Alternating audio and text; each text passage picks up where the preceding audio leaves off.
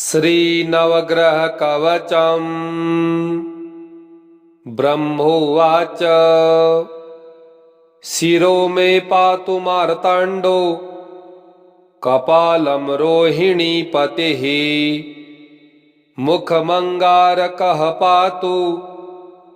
कण्ठश्च शशिनन्दनः बुद्धिं जीवः सदा पातु हृदयं भृगुनन्दनः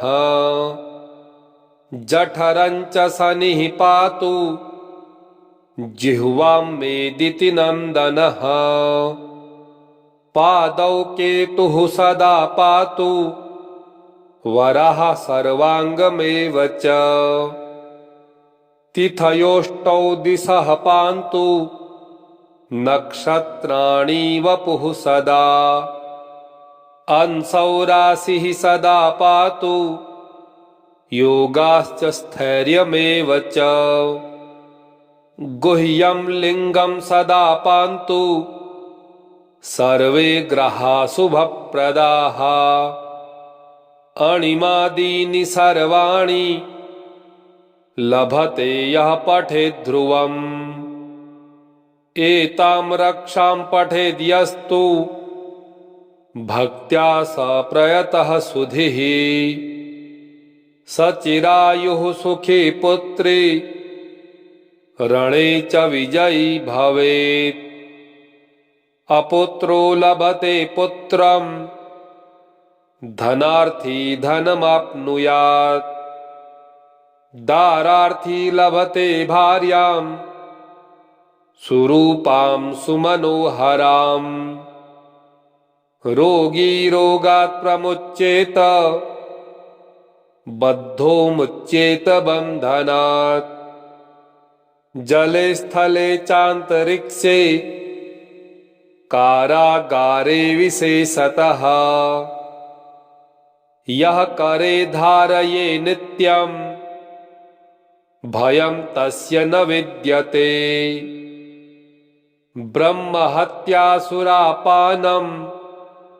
स्तेयं गुर्वङ्गनागमः सर्वपापैः प्रमुच्येत कवचस्य च धारणात् नारी वामभुजे धृत्वा सुखैश्वर्यसमन्विता काकवन्ध्या जन्मवन्ध्या मृतवत्सा च या भवेत् बहुवपत्या जीववत्सा कवचस्य प्रसादतः ब्रह्मोवाच शिरो मे पातु मार्ताण्डो कपालं रोहिणीपतिः मुखमङ्गारकः पातु कण्ठश्च शशिनन्दनः बुद्धिं जीवः सदा पातु हृदयं भृगुनन्दनः जठरं च शनिः पातु जिह्वां मेदितिनन्दनः पादौ केतुः सदा पातु वरः सर्वाङ्गमेव च तिथयोष्टौ दिशः पान्तु नक्षत्राणि वपुः सदा अंसौ राशिः सदा पातु योगाश्च स्थैर्यमेव च गुह्यं लिङ्गं सदा पान्तु सर्वे ग्रहा शुभप्रदाः अणिमादीनि सर्वाणि लभते यः पठेद् ध्रुवम् एतां रक्षां पठेद् यस्तु भक्त्या स प्रयतः सुधिः स चिरायुः सुखी पुत्री रणे च विजयी भवेत् अपुत्रो लभते पुत्रं धनार्थी धनमाप्नुयात् दारार्थी लभते भार्यां सुरूपां सुमनोहराम् रोगी रोगात् प्रमुच्येत बद्धो मुच्येत बन्धनात् जले स्थले चान्तरिक्षे कारागारे विशेषतः यः करे धारये नित्यं भयं तस्य न विद्यते ब्रह्महत्यासुरापानं स्तेयं गुर्वङ्गनागमः सर्वपापैः प्रमुच्येत कवचस्य च धारणात् नारीवामभुजे धृत्वा सुखैश्वर्यसमन्विता काकवन्ध्या जन्मवन्ध्या मृतवत्सा च या भवेत् बहुवपत्या जीववत्सा कवचस्य प्रसादतः ब्रह्मोवाच शिरो मे पातु मार्ताण्डो कपालं रोहिणीपतिः मुखमङ्गारकः पातु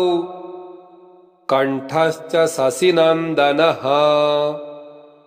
बुद्धिं जीवः सदा पातु हृदयं भृगुनन्दनः जठरं च शनिः पातु जिह्वां मेदितिनन्दनः पादौ केतुः सदा पातु वरः सर्वाङ्गमेव च तिथयोष्टौ दिशः पान्तु नक्षत्राणि वपुः सदा अंसौ राशिः सदा पातु योगाश्च स्थैर्यमेव च गुह्यं लिङ्गं सदा पान्तु सर्वे ग्रहा शुभप्रदाः अणिमादीनि सर्वाणि लभते यः पठेत् ध्रुवम् एतां रक्षां पठेद् यस्तु भक्त्या स प्रयतः सुधिः स चिरायुः सुखी पुत्री रणे च विजयी भवेत् अपुत्रो लभते पुत्रं धनार्थी धनमाप्नुयात् दारार्थी लभते भार्यां सुरूपां सुमनोहरां रोगी रोगात् प्रमुच्येत बद्धो मुच्येत बन्धनात् जले स्थले चान्तरिक्षे कारागारे विशेषतः यः करे धारये नित्यं भयं तस्य न विद्यते ब्रह्महत्यासुरापानं स्तेयं गुर्वङ्गनागमः सर्वपापैः प्रमुच्येत कवचस्य च धारणात् नारीवामभुजे धृत्वा सुखैश्वर्यसमन्विता काकवन्ध्या जन्मवन्ध्या मृतवत्सा च या भवेत् बहुवपत्या जीववत्सा कवचस्य प्रसादतः ब्रह्मोवाच शिरो मे पातु मार्ताण्डो कपालं रोहिणीपतिः मुखमङ्गारकः पातु कण्ठश्च शशिनन्दनः बुद्धिं जीवः सदा पातु हृदयं भृगुनन्दनः जठरं च शनिः पातु जिह्वां मेदितिनन्दनः पादौ केतुः सदा पातु वरः सर्वाङ्गमेव च तिथयोष्टौ दिशः पान्तु नक्षत्राणि वपुः सदा अंसौ राशिः सदा पातु योगाश्च स्थैर्यमेव च गुह्यं लिङ्गं सदा पान्तु सर्वे ग्रहा शुभप्रदाः अणिमादीनि सर्वाणि लभते यः पठेद् ध्रुवम् एतां रक्षां पठेद्यस्तु भक्त्या स प्रयतः सुधिः सचिरायुः सुखी पुत्री रणे च विजयी भवेत् अपुत्रो लभते पुत्रं धनार्थी धनमाप्नुयात् दारार्थी लभते भार्यां सुरूपां सुमनोहराम् रोगी रोगात् प्रमुच्येत बद्धो मुच्येत बन्धनात् जले स्थले चान्तरिक्षे कारागारे विशेषतः यः करे धारये नित्यं भयं तस्य न विद्यते ब्रह्महत्यासुरापानं स्तेयं कुर्वङ्गनागमः सर्वपापैः प्रमुच्येत कवचस्य च धारणात् नारी वामभुजे धृत्वा सुखैश्वर्यसमन्विता काकवन्ध्या जन्मवन्ध्या मृतवत्सा च या भवेत् बहुवपत्या जीववत्सा कवचस्य प्रसादतः ब्रह्मोवाच शिरो मे पातु मार्ताण्डो कपालं रोहिणीपतिः मुखमङ्गारकः पातु कण्ठश्च शशिनन्दनः बुद्धिं जीवः सदा पातु हृदयं भृगुनन्दनः जठरं च शनिः पातु जिह्वां मेदितिनन्दनः पादौ केतुः सदा पातु वरः सर्वाङ्गमेव च तिथयोष्टौ दिशः पान्तु नक्षत्राणि वपुः सदा अंसौ राशिः सदा पातु योगाश्च स्थैर्यमेव च गुह्यं लिङ्गं सदा पान्तु सर्वे ग्रहा शुभप्रदाः अणिमादीनि सर्वाणि लभते यः पठेद् ध्रुवम् एतां रक्षां पठेद्यस्तु भक्त्या स प्रयतः सुधिः सचिरायुः सुखी पुत्री रणे च विजयी भवेत् अपुत्रो लभते पुत्रं धनार्थी धनमाप्नुयात् दारार्थी लभते भार्यां सुरूपां सुमनोहराम् रोगी रोगात् प्रमुच्येत बद्धो मुच्येत बन्धनात् जले स्थले चान्तरिक्षे कारागारे विशेषतः यः करे धारये नित्यं भयं तस्य न विद्यते ब्रह्महत्यासुरापानं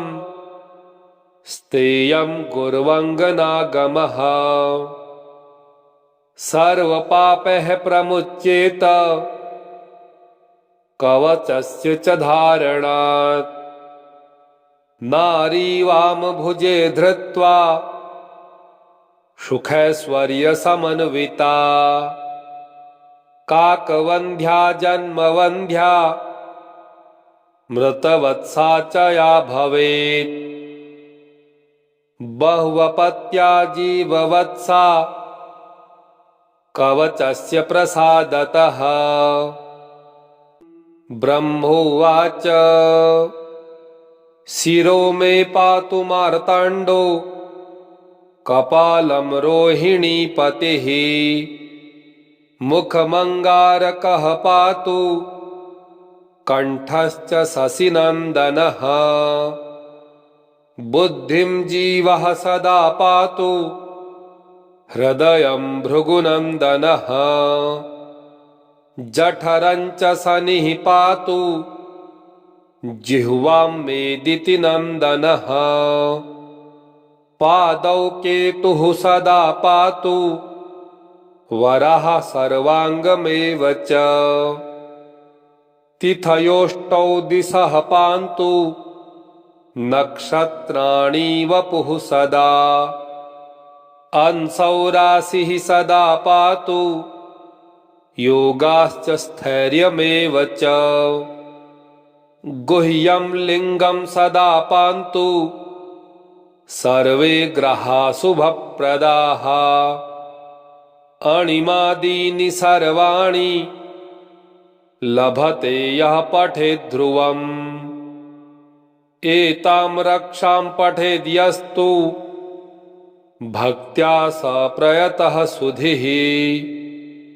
सचिरायुः सुखी पुत्री रणे च विजयी भवेत् अपुत्रो लभते पुत्रं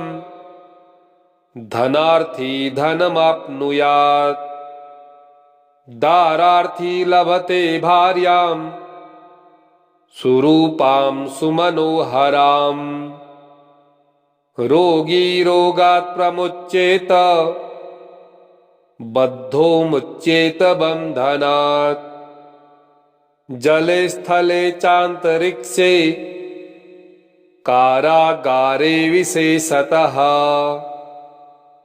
यः करे धारये नित्यं भयं तस्य न विद्यते ब्रह्महत्यासुरापानं स्तेयं गुर्वङ्गनागमः सर्वपापैः प्रमुच्येत कवचस्य च धारणात् नारी वामभुजे धृत्वा सुखैश्वर्यसमन्विता काकवन्ध्या जन्मवन्ध्या मृतवत्सा च या भवेत् बहुवपत्या जीववत्सा कवचस्य प्रसादतः ब्रह्मोवाच शिरो मे पातु मार्ताण्डो कपालं रोहिणीपतिः मुखमङ्गारकः पातु कण्ठश्च शशिनन्दनः बुद्धिं जीवः सदा पातु हृदयं भृगुनन्दनः जठरं च शनिः पातु जिह्वां मेदितिनन्दनः पादौ केतुः सदा पातु वरः सर्वाङ्गमेव च तिथयोष्टौ दिशः पान्तु नक्षत्राणि वपुः सदा अंशौ राशिः सदा पातु योगाश्च स्थैर्यमेव च गुह्यं लिङ्गं सदा पान्तु सर्वे ग्रहा शुभप्रदाः अणिमादीनि सर्वाणि लभते यः पठेद् ध्रुवम् एतां रक्षां पठेद् यस्तु भक्त्या स प्रयतः सुधिः सचिरायुः सुखी पुत्री रणे च विजयी भवेत् अपुत्रो लभते पुत्रं धनार्थी धनमाप्नुयात् दारार्थी लभते भार्यां सुरूपां सुमनोहराम् रोगी रोगात् प्रमुच्येत बद्धो मुच्येत बन्धनात्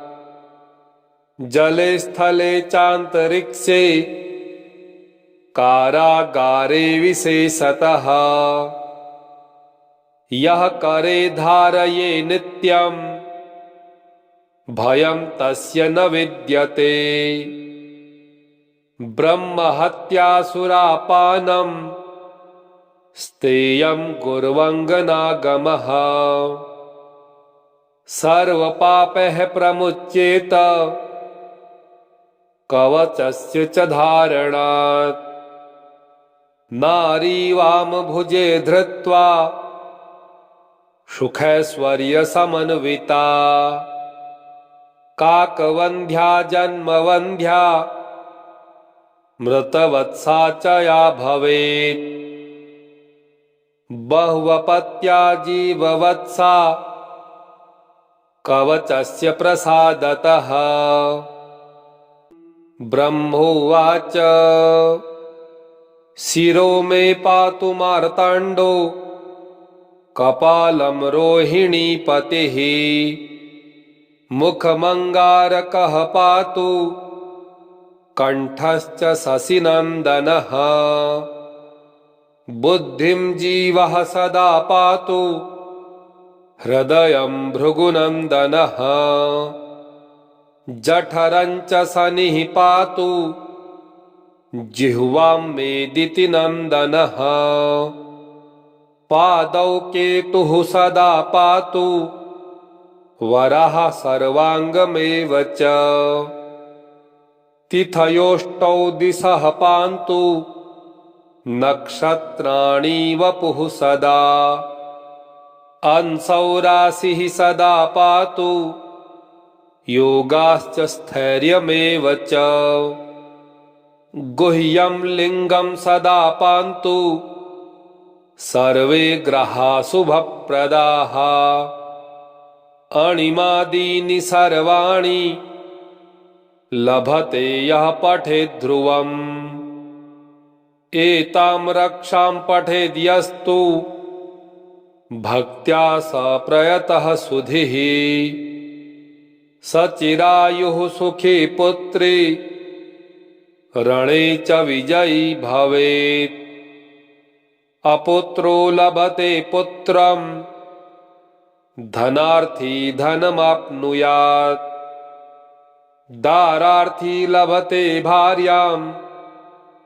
सुरूपां सुमनोहराम् रोगी रोगात् प्रमुच्येत बद्धो मुच्येत बन्धनात् जले स्थले चान्तरिक्षे कारागारे विशेषतः यः करे धारये नित्यं भयं तस्य न विद्यते ब्रह्महत्यासुरापानं स्तेयं गुर्वङ्गनागमः सर्वपापैः प्रमुच्येत कवचस्य च धारणात् नारी वामभुजे धृत्वा सुखैश्वर्यसमन्विता काकवन्ध्या जन्मवन्ध्या मृतवत्सा च या भवेत् बहुवपत्या जीववत्सा कवचस्य प्रसादतः ब्रह्मोवाच शिरो मे पातु मार्ताण्डो कपालं रोहिणीपतिः मुखमङ्गारकः पातु कण्ठश्च शशिनन्दनः बुद्धिं जीवः सदा पातु हृदयं भृगुनन्दनः जठरञ्च शनिः पातु जिह्वां मेदिति नन्दनः पादौ केतुः सदा पातु वरः सर्वाङ्गमेव च तिथयोष्टौ दिशः पान्तु नक्षत्राणि वपुः सदा अंसौ राशिः सदा पातु योगाश्च स्थैर्यमेव च गुह्यं लिङ्गं सदा पान्तु सर्वे ग्रहा शुभप्रदाः अणिमादीनि सर्वाणि लभते यः पठेद् ध्रुवम् एतां रक्षां पठेद्यस्तु भक्त्या स प्रयतः सुधिः सचिरायुः सुखी पुत्री रणे च विजयी भवेत् अपुत्रो लभते पुत्रं धनार्थी धनमाप्नुयात् दारार्थी लभते भार्यां सुरूपां सुमनोहराम् रोगी रोगात् प्रमुच्येत बद्धो मुच्येत बन्धनात् जले स्थले चान्तरिक्षे कारागारे विशेषतः यः करे धारये नित्यं भयं तस्य न विद्यते ब्रह्महत्यासुरापानं स्तेयं कुर्वङ्गनागमः सर्वपापैः प्रमुच्येत कवचस्य च धारणात् नारी वामभुजे धृत्वा सुखैश्वर्यसमन्विता काकवन्ध्या जन्मवन्ध्या मृतवत्सा च या भवेत् बहुवपत्या जीववत्सा कवचस्य प्रसादतः ब्रह्मोवाच शिरो मे पातु मार्ताण्डो कपालं रोहिणीपतिः मुखमङ्गारकः पातु कण्ठश्च शशिनन्दनः बुद्धिं जीवः सदा पातु हृदयं भृगुनन्दनः जठरञ्च शनिः पातु जिह्वां मेदिति नन्दनः पादौ केतुः सदा पातु वरः सर्वाङ्गमेव च तिथयोष्टौ दिशः पान्तु नक्षत्राणि वपुः सदा अंसौ राशिः सदा पातु योगाश्च स्थैर्यमेव च गुह्यं लिङ्गं सदा पान्तु सर्वे ग्रहा शुभप्रदाः अणिमादीनि सर्वाणि लभते यः पठेद् ध्रुवम् एतां रक्षां पठेद्यस्तु भक्त्या स प्रयतः सुधिः सचिरायुः सुखी पुत्री रणे च विजयी भवेत् अपुत्रो लभते पुत्रं धनार्थी धनमाप्नुयात् दारार्थी लभते भार्यां सुरूपां सुमनोहराम् रोगी रोगात् प्रमुच्येत बद्धो मुच्येत बन्धनात् जले स्थले चान्तरिक्षे कारागारे विशेषतः यः करे धारये नित्यं भयं तस्य न विद्यते ब्रह्महत्यासुरापानं स्तेयं गुर्वङ्गनागमः सर्वपापैः प्रमुच्येत कवचस्य च धारणात् नारी वामभुजे धृत्वा सुखैश्वर्यसमन्विता काकवन्ध्या जन्मवन्ध्या मृतवत्सा च या भवेत् बहुवपत्या जीववत्सा कवचस्य प्रसादतः ब्रह्मोवाच शिरो मे पातु मार्ताण्डो कपालं रोहिणीपतिः मुखमङ्गारकः पातु कण्ठश्च शशिनन्दनः बुद्धिं जीवः सदा पातु हृदयं भृगुनन्दनः जठरं च शनिः पातु जिह्वां मेदितिनन्दनः पादौ केतुः सदा पातु वरः सर्वाङ्गमेव च तिथयोष्टौ दिशः पान्तु नक्षत्राणि वपुः सदा अंशौ राशिः सदा पातु योगाश्च स्थैर्यमेव च गुह्यं लिङ्गं सदा पान्तु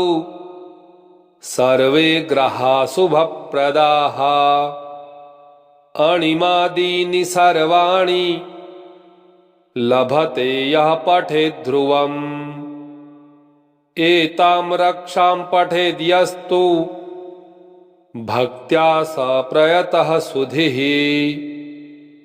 स चिरायुः सुखी पुत्री रणे च विजयी भवेत् अपुत्रो लभते पुत्रं धनार्थी धनमाप्नुयात् दारार्थी लभते भार्यां सुरूपां सुमनोहरां रोगी रोगात् प्रमुच्येत